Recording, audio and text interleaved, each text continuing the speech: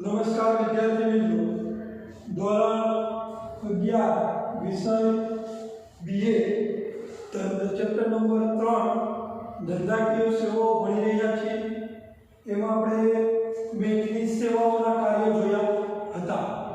તે પછીનો ટોપિક આવે છે જે અત્યારે લેટેસ્ટ જે એક સફળ યુગ છે અદ્રશ્યની વાત આવે ઈ-બેન્કિંગ, ઇલેક્ટ્રોનિક બેન્કિંગ। ई-बैंकिंग એટલે શું? ई-बैंकिंग એટલે ઇલેક્ટ્રોનિક બેન્કિંગ। ई-बैंकिंग એટલે ઇલેક્ટ્રોનિક બેન્કિંગ। બેંકનો અર્થ આપીને તેના તબક્કા જણાવો તો એના 3 તબક્કા છે। પહેલા ई-बैंकिंग માં જોઈએ આ વ્યવસ્થામાં બેંકના વ્યવહાર ભૌતિક સ્વરૂપને બદલે કેવા સ્વરૂપમાં હોય છે?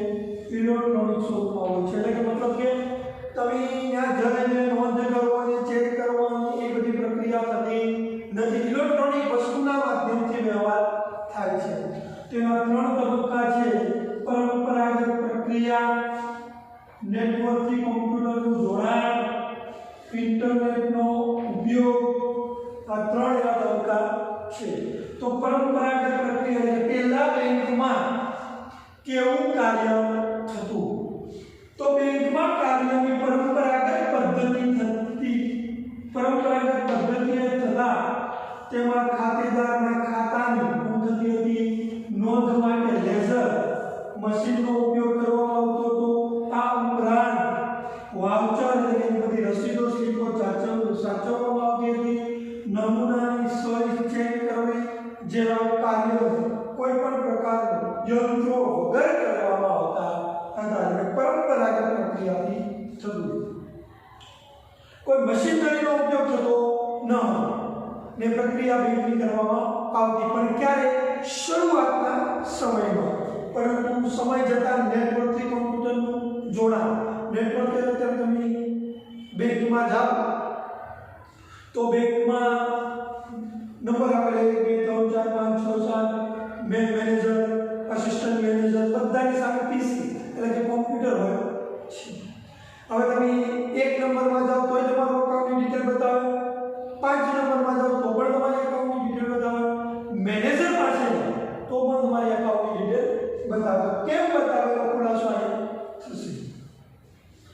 બેંકના કાર્યોની પરંપરાગતથી થતી પ્રક્રિયામાં બેંકની એક જ બ્રાન્ચમાં રહેલા કોમ્પ્યુટરને સીધી જોડવામાં આવતું હતું, નેટવર્કથી જોડવામાં આવતું હતું। સીધી નેટવર્કથી આ કોમ્પ્યુટર પૈકી એક કોમ્પ્યુટરને કહેવામાં આવે છે સર્વર કહેવામાં આવે। કહેવામાં આવે સર્વર।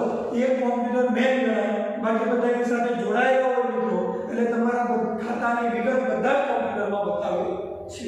ક્લિયર? એ પછી આવે છે ઇન્ટરનેટનો ઉપયોગ। ઇન્ટરનેટ બધા વાપરો છો, આપણે બધા ઇન્ટરનેટનો ઉપયોગ કરીએ છીએ। બેંકના કોમ્પ્યુટર્સને ઇન્ટરનેટથી જોડવામાં આવે છે। પરિણામે બેંકની પ્રક્રિયા ખૂબ જ કેવી થઈ જાય? સરળ અને ઝડપી બને છે। રીઝન ઇન્ટરનેટ સાથે જોડાય એટલે કે એક બ્રાન્ચનો વ્યવહાર બીજી બ્રાન્ચમાં બતાવે છે। એ પછી આવે છે ટોપિક બીજું ઇન્ટરનેટ, કોર બેન્કિંગ અને મોબાઈલ બેન્કિંગ। તો બેંક વ્યવહારમાં ઇન્ટરનેટ દ્વારા વ્યવહાર થાય છે, એ તો બધાને ખ્યાલ આવે। આ પ્રકારની વ્યવસ્થા માટે બેંક ઈ-કોર્નર કે ઈ-ગેલેરી જેવી વ્યવસ્થા પણ શરૂ કરે છે। હવે આપણે પ્રશ્નો પૂછે છે ઈ-કોર્નર એટલે શું? ઈ-ગેલેરી એટલે શું? એટીએમ મશીનના એટીએમમાં પૈસા ઉપાડવા ગયા ઈ જે ઉપાડવા જાવ છો ઈ છે ઈ-કોર્નર। અલગ અલગ જગ્યાએ વ્યવસ્થા કરે છે જેથી લોકો પૈસા પણ ઉપાડી શકે અને જરૂર હોય તો જમા પણ કરી શકે। પણ કેવી રીતના? 24 hours 7 એટલે કે અઠવાડિયાના 7 દિવસ અને દિવસની 24 કલાકની પ્રક્રિયા ચાલુ રહે છે। આ પ્રકારમાં બેંક યુનાઇટ કોડ એટલે કે ગ્રાહકને પાસવર્ડ આપે છે ને આ પ્રકારના વ્યવહાર માટે 2 રીતે થાય છે। કેટલા રીતે? 2 રીતે। ક્યાં? નાણાકીય વ્યવહાર અને બિન નાણાકીય વ્યવહાર। એક આપણે બેંકમાં પૈસાનો વ્યવહાર કરીએ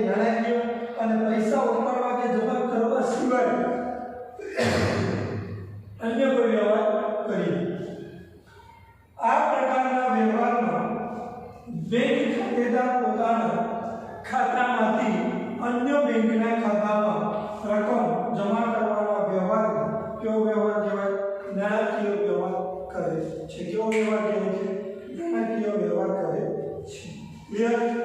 ઓકે. બિન નાણાકીય વ્યવહાર એટલે શું? બેંકમાં જાઓ છો, કામ કરાવો છો, પણ કામ કેવું છે? બિન નાણાકીય. કેવું છે? બિન નાણાકીય. કેમ?